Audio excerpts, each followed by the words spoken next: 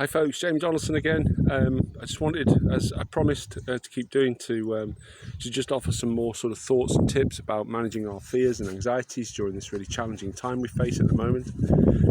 So you might get a bit of wind on this. It's the wind's picked up today on my walk, on my exercise. Again, just wanted to show you kind of where I'm at the moment. That's the view I'm facing down towards the North Wales coast, looking out over Llandrillo. And out towards beyond Colwyn Bay, and off towards probably over in the distance there you've got Rill and places like that. But yeah, still a gorgeous day. Lots of lambs and sheep over in the field. Springtime, but the wind's pretty heavy and picking up. So I was gonna put that sort of behind me so you can maybe see that as I speak. I wanted to talk to you today really about the concept of our emotions and something I read this morning from an article that was posted by a good friend of mine, a gentleman called Sid Madge, and there was a term in there about giving our emotions motion, which I absolutely loved, and it was related to grief. And it sort of, it really jumped out from the article that what we might be facing at the moment in this uncertain time is grief, loss. We've really lost the normality of our life. We might have lost things like our social circles, our work colleagues, our friends, our access to our family. So we're really feeling, collectively this sense of loss at the moment. And it's useful, to sort of consider the way that we can often respond in times of difficulty when we experience difficult or traumatic events in our life. Human beings tend to react very immediately to situations emotionally. So we think and we feel very quickly about something as it happens. But then we have this kind of secondary layer around that maybe comes on a little bit after, and it's kind of thinking about the thinking and the feeling. And that's where we sort of tell ourselves to do things like, suppress that feeling. Don't feel like this. I shouldn't feel sad. Who am I to feel sad? Why should I feel that way? Stiff upper lip.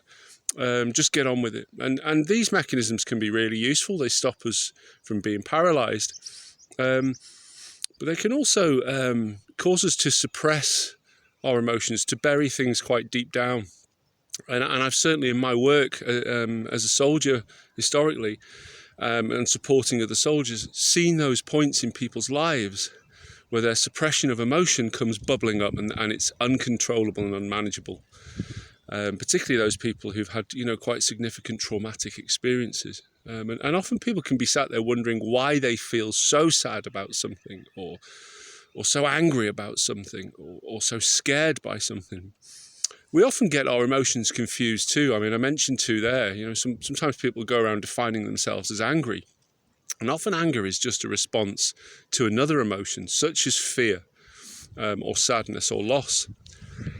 So it can be really useful as a way of giving our emotions motion. It can be really useful to develop a new habit, and it is to just simply acknowledge and accept what is there. If we're feeling sad, rather than doing that kind of, come on, dry your face, move on. No, you're allowed to give yourself 5 minutes with sadness. You're allowed to give yourself 5 minutes with loss, with fear. That's okay. It's okay to not be okay for little periods of your life, to accept how you're feeling. And maybe to even open up to those things, to expand them.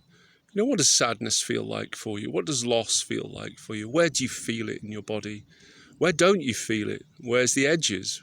Where's the epicenter, the middle of those feelings? Where is it more strongly? Where is it less strong?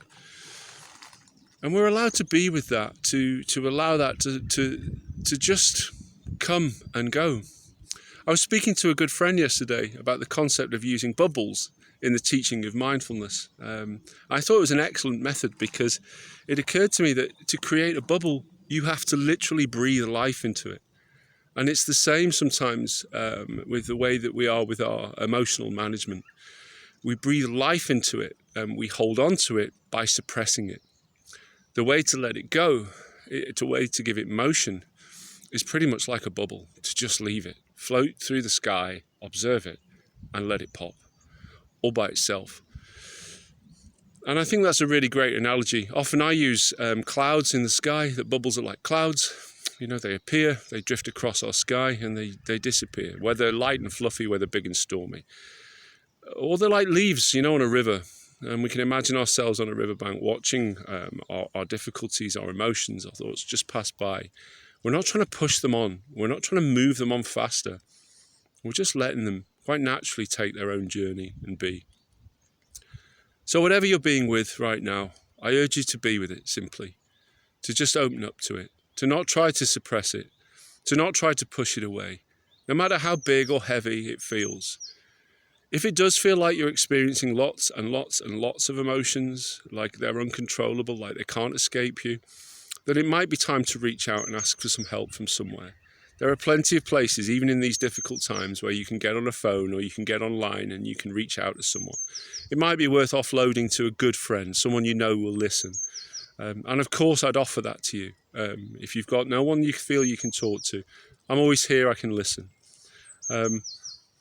That's enough for today. I hope that's useful. Please take care of yourselves and lots of love to you. All the best.